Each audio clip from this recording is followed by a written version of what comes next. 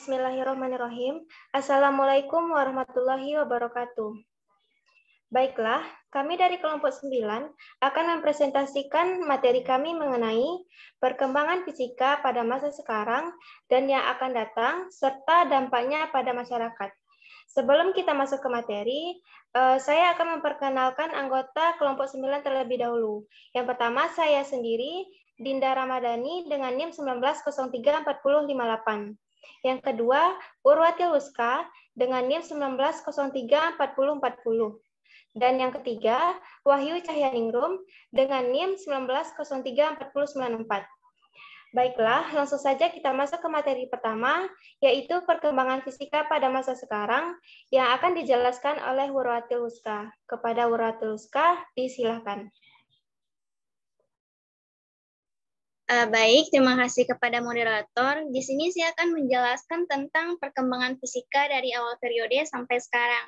Nah, perkembangan fisika ini terbagi kepada dua periode. Yang pertama yaitu periode fisika klasik dan kedua yaitu fisika modern. Yang mana fisika klasik ini dimulai dari tahun 1800-an sampai 1890-an. Periode ini diformulasikan konsep-konsep fisika yang mendasar. Pada periode ini, perkembangan yang terlihat dari fisika klasik adalah formulasi umum dalam mekanika klasik atau hukum gerak Newton, yang kedua yaitu tentang fisika panas, yang ketiga tentang elektrodinamika klasik, yang keempat adalah termodinamika klasik, dan yang kelima listrik magnet, dan yang terakhir itu tentang gelombang. Pada fisika klasik ini, pendekatan terhadap pemecahan persoalan didasarkan pada dalil-dalil mekanika gerak. Di samping itu, dalam penanganan solusi dilakukan perbedaan antara benda partikel dan fenomena gelombang dan tidak ada pembatasan dalam besarnya energi. Untuk perkembangan selanjutnya yaitu adalah perkembangan fisika modern. Pada akhir abad ke-19 ditemukan beberapa fenomena yang tidak bisa dijelaskan melalui fisika klasik. Hal ini menuntut mengembangkan konsep fisika yang lebih mendasar lagi yang sekarang disebut dengan fisika modern. Fisika modern ini ditandai dengan pemikiran-pemikiran baru oleh para ilmu fisika, di mana pemikiran ini lebih luas dari pemikiran di zaman fisika klasik. Hukum-hukum baru ini ditemukan pada tahun 1890. Fenomena mikroskopis yaitu fenomena yang tidak dapat dilihat secara langsung seperti elektron, proton, neutron, atom, dan sebagainya. Inilah yang dikembangkan pada fisika modern. Selanjutnya yaitu tokoh-tokoh penting atau tokoh fisika yang berjasa dan teori yang ditemukannya. Yang pertama yaitu Albert Einstein yang menemukan teori relativitas umum dan khusus pada tahun 1879 sampai 1955. Teori ini membahas mengenai kecepatan dan percepatan yang diukur secara berbeda melalui kerangka acuan. Yang kedua yaitu Max Planck menemukan tentang radiasi benda hitam. Penemuan ini ditemukan pada tahun 1858 sampai 1947. Radiasi benda hitam ini adalah suatu benda di mana radiasi kalor yang masuk akan dihirup semuanya. Lubang kecil pada sebuah dinding yang berlubang bisa diibaratkan sebagai benda hitam yang kompleks. Yang ketiga yaitu Arthur Compton. Arthur Holly Compton ini menemukan tentang efek Compton atau sifat partikel dari cahaya. Ini ditemukan pada tahun 1892 sampai 1962. Efek Compton ini adalah peristiwa terhamburnya foton yang lebih dikenal sebagai sinar X saat menumbuh elektron dalam keadaan dia menjadi foton terhambur dan elektron. Yang keempat yaitu adalah Louis de Broglie, di mana beliau menemukan teori tentang dualisme cahaya atau partikel gelombang. Penemuan ini ditemukan pada tahun 1892 sampai 1987. Dualisme cahaya ini adalah cahaya tidak hanya memiliki karakteristik sebagai gelombang, tetapi cahaya ini juga bisa sebagai partikel. Itulah yang dimaksud dengan dualisme cahaya atau partikel gelombang. Yang kelima yaitu Max Born. Beliau menemukan teori tentang probabilitas fungsi kepadatan dalam persamaan mekanika kuantum Schrödinger yang ditemukan pada tahun 1982 sampai 1970. Probabilitas fungsi kepadatan dalam persamaan mekanika kuantum Schrödinger ini adalah nilai mutasi dalam fungsi gelombang apabila dikuadratkan maka akan sebanding dengan probabilitas ditentukannya elektron pada posisi tersebut. Yang keenam yaitu ada penemuan oleh Werner Heisenberg, yaitu penemuannya tentang prinsip ketidakpastian. Ini ditemukan pada tahun 1901 sampai 1976, yang mana prinsip ketidakpastian ini adalah ketika melakukan pengamatan terhadap posisi atau kecepatan suatu objek, mustahil untuk mengukur secara akurat. Ketidakpastian ini pasti akan selalu muncul dalam pengamatan dan pengukuran. Yang ketujuh yaitu Niels Bohr. Beliau berhasil menjelaskan tentang spektrum atom hidrogen, yang mana penemuan ini ditemukan pada tahun 1885 sampai 1965. Beliau menjelaskan bahwa susunan pancaran dari atom hidrogen saat elektronnya melompat atau bertransisi dari tingkat energi dari tinggi yang ke rendah. Yang kedelapan yaitu ada Erwin Schrödinger. Beliau ini berhasil menjelaskan tentang memberikan penjelasan yang masuk akal terhadap teori Broglie, yang mana teori ini dijelaskan pada tahun 1887 sampai 1961, yang mana beliau menjelaskan tentang pemecahan persamaan Schrödinger, yang disebut fungsi gelombang memberikan informasi tentang perilaku gelombang dari suatu partikel. Yang kesembilan yaitu ada Richard Feynman. Beliau ini mengemukakan teori tentang elektrodinamika kuantum yang dikemukakan pada tahun 1918 sampai 1988. Yang mana teori ini menjelaskan bagaimana cahaya dan materi berinteraksi dan merupakan teori pertama yang mencapai kesesuaian antara mekanika kuantum dan relativitas khusus. Yang ke-10 yaitu ada Wolfgang Pauli, yang mana beliau ini mengemukakan teori tentang azas larangan Pauli pada tahun 1900 sampai 1958, yang mana azas larangan Pauli ini tidak mungkin terdapat dua elektron dalam sebuah atom yang berada dalam keadaan kuantum yang sama. Itu adalah azas dari larangan Pauli. Yang ke-11 yaitu ada Paul A.M.D. Dirac, yang mana beliau ini menjelaskan teori atau mengemukakan teori tentang teori spin dan momen magnet elektron, yang mana teori ini dikemukakan pada tahun 1902 sampai 1984. Yang mana teori ini adalah momen magnetik dari suatu elektron yang disebabkan oleh sifat intrinsik spin dan muatan listriknya. Yang ke-12 yaitu ada Enrico Fermi, yang mana beliau mengemukakan pendapat tentang peluruhan beta. Ini dikemukakan pada tahun 1901 sampai 1954, yang mana peluruhan beta ini adalah peluruhan radioaktif yang memancarkan partikel beta. Selanjutnya yaitu sejarah perkembangan fisika menurut Richard Mayer. Baik, menurut Richard Mayer ini sejarah perkembangan ilmu fisika dibagi menjadi 4 periode. Yang pertama, periode pertama yaitu periode prasejarah sampai 1550-an. Yang mana pada perkembangan ini Richard Mayer mengatakan bahwa berpendapat bahwa pada periode pertama ini terjadi dan periode ini pertama ini adalah penelitian yang sistematis. Pada zaman ini, manusia mulai mengembangkan ilmu pengetahuan menggunakan pola pikir. Nah, pada periode pertama ini telah didapatkan bisa membuat kalender, memprediksi gerhana, dan membuat jam matahari. Yang kedua yaitu pada periode ini telah dapat meleburkan logam, membuat piramida, dan pengukuran.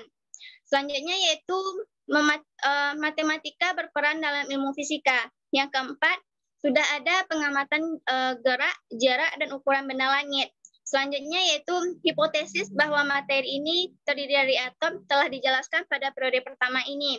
Yang selanjutnya yaitu tentang perkembangan ilmu kalkulus, kemagnetan, optika, dan kimia. Yang terakhir yaitu ada publikasi teori heliosonitris oleh Copernicus. Selanjutnya yaitu periode kedua. Pada periode kedua ini,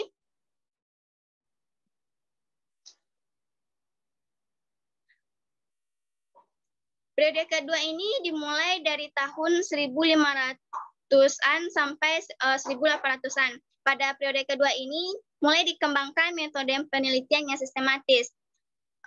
Penelitian yang sistematis ini dikenalkan sebagai pencetus metode saintifik dalam penelitian. Galileo merupakan memperbaiki teori-teori sebelumnya untuk menghasilkan mekanika. Nah, Newton menghasilkan hukum gerak di bidang mekanika ini terjadi pada periode kedua. Yang selanjutnya yaitu pada periode kedua ini dihasilkan persamaan Bernoulli, teori kinetik gas, kekekalan momentum sudut, persamaan Langrenz, dan vibrasi transversal. Pada periode kedua ini juga ditemukan atau juga dikembangkan tentang penemuan termometer, kalorimeter, azas Bragg, penemuan abrasi dan pengukuran kelajuan cahaya juga ditemukan pada periode kedua ini. Dan selanjutnya yaitu periode kedua ini telah bisa mengklasifikasikan konduktor dan isolator, penemuan elektroskop dan teori arus listrik. Yang ketiga yaitu periode ketiga. Periode ketiga ini dimulai dari tahun 1800-an sampai 1890-an. Pada periode ini diformulasikan konsep-konsep fisika yang mendasar yang sekarang ini kita kenal dengan sebutan fisika klasik. Dalam periode ini, fisika berkembang dengan pesat terutama dalam mendapatkan formulasi-formulasi dalam mekanika, fisika panas, listrik magnet, dan gelombang yang masih terpakai sampai saat ini. Pada periode ketiga ini juga telah diformulasikan tentang hukum Ohm, hukum Faraday, teori Maxwell, dan sebagainya. Di sini juga telah diformulasikan teori gelombang cahaya, prinsip interferensi, dan dispersi. Selanjutnya ada periode keempat. Nah, pada periode keempat ini sudah dimulai pada tahun 1890-an sampai sekarang ini. Pada akhir abad ke-19 ditemukan beberapa fenomena yang tidak bisa dijelaskan melalui fisika klasik. Hal inilah yang menyebabkan terjadinya atau keluarnya berkembangnya fisika modern. Dalam periode ini dikembangkan teori-teori yang lebih umum yang dapat mencakup masalah yang berkaitan dengan kecepatan yang sangat tinggi atau relativitas, dan yang berkaitan dengan partikel yang sangat kecil yang tidak bisa dijelaskan pada fisika klasik. Nah, pada periode keempat ini telah dikembangkan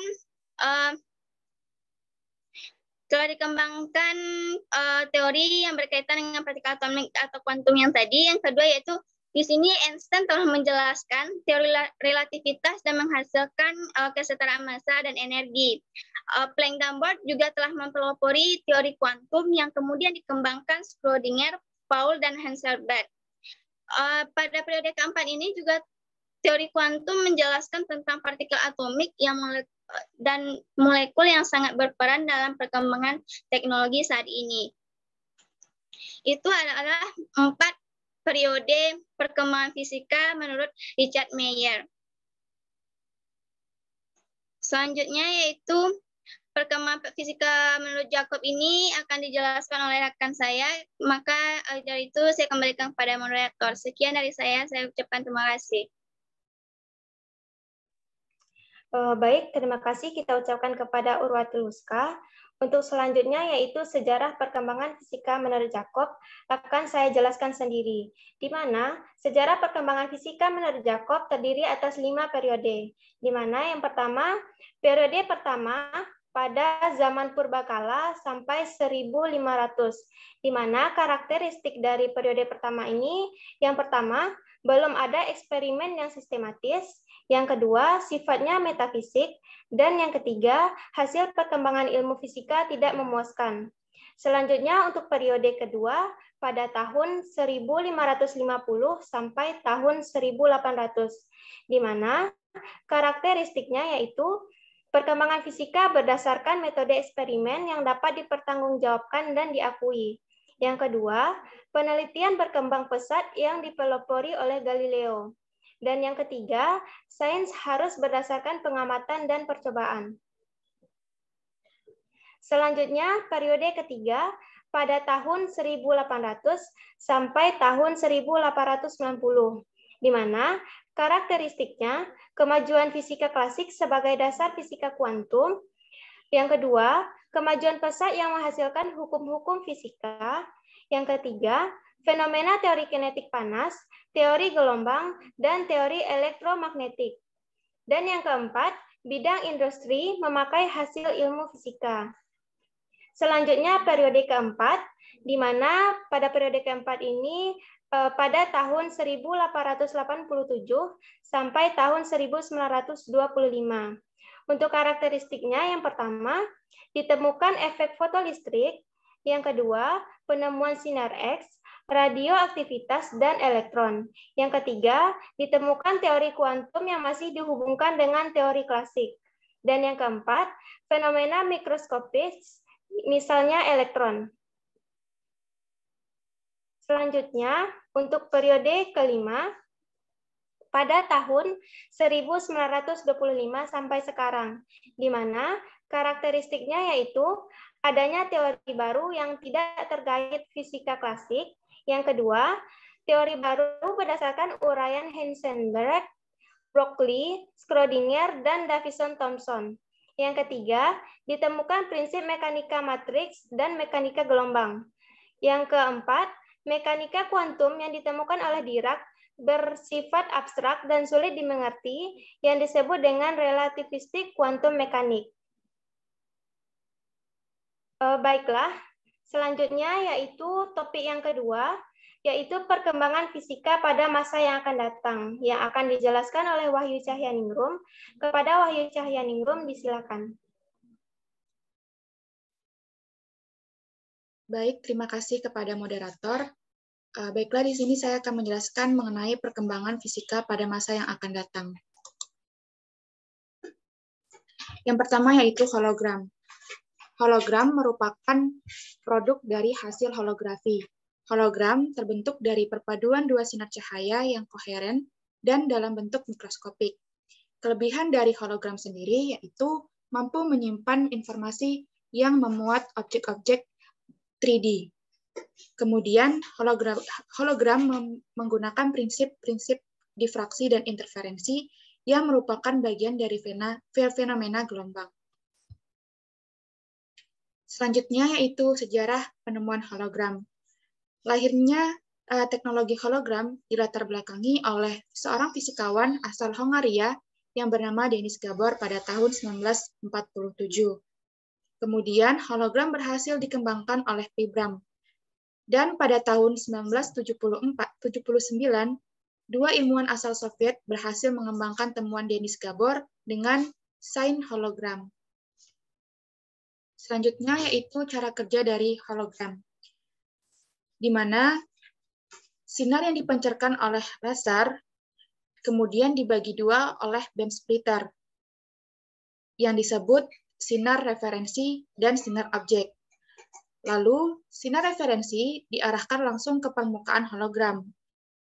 Sedangkan sinar objek diarahkan terlebih dahulu kepada objek, kemudian dipantulkan menuju ke permukaan holograf, sehingga menghasilkan gambar rekonstruksi berbentuk 3D. Selanjutnya yaitu teknologi yang dikembangkan, di mana desainer asal Korea bernama Seung Ha-yu merencanakan proyek komputer masa depan yang dinamakan Engram Portable Computer. Seung Ha-yu akan menciptakan komputer dengan sistem hologram dengan ukuran lebih kecil 8 cm dari smartphone saat ini yang kita gunakan. Adapun kelebihan dari Engram Portable Computer adalah penggunaan sistem induksi elektromagnetik yang memudahkan penggunanya untuk men-charger gadgetnya. Yang cukup dengan menggunakan atau meletakkan komputernya di atas charger saja. Selanjutnya yaitu neutrino. Pengertian dari neutrino merupakan sebuah partikel subatomik yang sangat mirip dengan elektron, akan tetapi tidak memiliki muatan listrik dan masanya yang sangat kecil, bahkan masanya sama dengan 0. Neutrino merupakan salah satu partikel yang melimpah di alam semesta. Akan tetapi, neutrino sangat sulit untuk dideteksi. Selanjutnya yaitu sejarah penemuan neutrino, di mana neutrino pertama kali dipostulasikan oleh Wolfgang Pauli pada tahun 1930, yaitu untuk menjelaskan spektrum energi dari perolehan beta. Dan pada tahun 1956, Clyde Cowan, Frederick Rains, F.B. Harrison, H.W. Kruse, dan A.D. M.C. Greig mempublikasikan artikel yang berjudul Detection of the Free National Neutrino Confirmation dalam jurnal Science. Dan sejak saat itu, keberadaan neutrino bukan lagi sebatas hipotesa saja. Selanjutnya yaitu teknologi yang dikembangkan. Yang pertama ada penghancur bom nuklir. Ide dasar dari penghancuran bom nuklir adalah dengan menembakkan berkas neutrino yang memiliki energi sangat tinggi yang dapat menembus lokasi bom nuklir di dalam bumi untuk memicu reaksi fisi. Kemudian yang kedua yaitu teknologi mesin waktu, di mana spekulasi terbesar dari penemuan ini adalah kemungkinan terwujudnya mimpi dari para ilmuwan, yaitu mesin waktu, di mana orang-orang membayangkan dengan menggunakan neutrino dapat melakukan perjalanan ke masa lalu dan juga masa depan. Dalam teori relativitas khusus, waktu ataupun masa partikel menjadi imajiner jika kecepatan partikel melebihi kecepatan cahaya. Kemudian ada wormhole. Pengertian dari wormhole atau lubang cacing adalah struktur spekulatif yang menghubungkan titik-titik berbeda dalam ruangan, waktu, dan didasarkan pada solusi khusus persamaan medan Einstein. Adapun sejarah dari penemuan wormhole ini, yaitu pertama kali ditemukan oleh Albert Einstein dan rekannya Nathan Rosen pada tahun 1935, yang diberi nama dengan jembatan Einstein-Rosen sesuai dengan nama penemunya. Kemudian, teori ini dirubah namanya oleh Archibald Wheeler dengan nama lubang cacing atau wormhole. Penggunaan istilah ini baru digunakan pada tahun 1954. Selanjutnya yaitu magnet levitation, di mana magnet levitation atau suspensed magnet adalah metode di mana suatu medan ditangguhkan tanpa dukungan selain medan magnet. Magnet levitation digunakan untuk kereta maglev, peleburan tanpa kontak, bantalan magnetik, dan untuk tujuan tampilan produk. Dapat dilihat gambar dari magnet levitation di dalam slide. Selanjutnya yaitu Meissner effect dan magnetic levitation train. Yang pertama ada Meissner effect. Efek Meissner adalah fenomena medan magnet bertolak pada suhu kritis karena keadaannya yang diamagnetis sempurna. Sedangkan magnetic levitation train adalah metode untuk membuat sebuah objek dapat melayang di udara tanpa bantuan selain dari medan magnet. Maglev train adalah salah satu kereta api super cepat tanpa roda yang memanfaatkan gaya magnet untuk melayang, menggerakkan, dan mengontrol jalannya kereta. Di bawah ini adalah gambar dari kereta maglev train.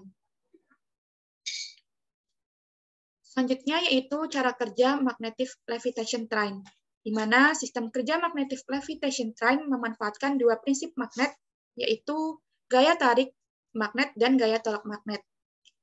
Selain itu, sistem maglev memiliki 3 sistem untuk menjalankan programnya. Yang pertama yaitu electromagnetic suspension atau EMS yang dikembangkan di negara Jerman. Kemudian electrodynamic suspensi atau EDS yang dikembangkan di negara Jepang. Dan yang terbaru yaitu ada sistem maglev inductive. Selanjutnya yaitu teknologi yang dikembangkan dengan magnet levitation. Yang pertama ada kereta api masa depan. Dengan mengembangkan kereta api masa depan, membuat kereta yang bisa melaju lebih cepat dan hemat, para ilmuwan melihat teknologi yang dikembangkan ini di industri penerbangan. Selanjutnya ada ban masa depan, di mana ban masa depan non-radikal bernama Egle 360 merupakan sebuah kendaraan dengan ban berbentuk bola yang berhubungkan ke bodi mobil dengan magnet. Dapat dilihat pada slide terdapat gambar dari ban Egle 360. Sekian penjelasan dari saya. Selanjutnya saya kembalikan kepada moderator.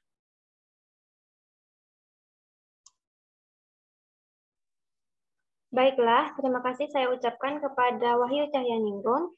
Untuk topik selanjutnya yaitu mengenai dampak fisika bagi masyarakat yang akan saya jelaskan sendiri. Di mana dampak fisika bagi masyarakat ini terbagi atas dua. Yang pertama ada dampak positif dan yang kedua ada dampak negatif. Untuk dampak positif sendiri, yang pertama adanya penemuan dan pengembangan teknologi. Sebuah teknologi tak bisa lepas dari kehidupan manusia saat ini, di mana berbagai teknologi baru dan pengembangan dari penemuan lawas dapat membantu kehidupan manusia menjadi lebih mudah dan praktis. Dan tanpa disadari, jika penemuan dan perkembangan teknologi tersebut tak lain karena pembelajaran fisika yang menjelaskan berbagai teori. Yang kedua, memecahkan fenomena alam. Pada dasarnya, pengetahuan tentang teori sebuah kejadian atau fenomena harus beriringan dengan kepercayaan. Dengan adanya fisika, maka kita bisa memecahkan suatu fenomena alam sehingga juga akan menambah rasa syukur kepada Allah Subhanahu wa taala. Selanjutnya dampak negatif, di mana dampak negatif ini akan mengubah pola pikir seseorang. Karena fisika merupakan sebuah ilmu yang menuntut orang untuk bisa berpikir lebih logis dan sistematis, tak jarang ilmu itu juga memberikan dampak negatif. Di mana dampak negatif fisika bagi manusia terkait hal ini adalah tentang bagaimana pola pikir manusia yang menjadi beranggapan segala sesuatu merupakan hal yang dapat dijelaskan dengan teori dan tak mengenal keajaiban Tuhan, yang sebenarnya selalu berperan dalam sebuah fenomena alam atau kejadian. Baiklah, dari penjelasan yang telah kami paparkan, dapat kita ketahui bahwa perkembangan fisika dari masa ke masa akan memiliki dampak besar bagi kehidupan. Semua ilmu fisika tersebut dapat dimanfaatkan untuk berbagai bidang, yang mana pasti berguna untuk kemajuan dunia di masa yang akan datang. Baiklah, sekian presentasi dari kelompok 9. Salah dan kurang kami mohon maaf. Terima kasih atas perhatiannya. Wabillahi taufiq wa hidayah. Assalamualaikum warahmatullahi wabarakatuh.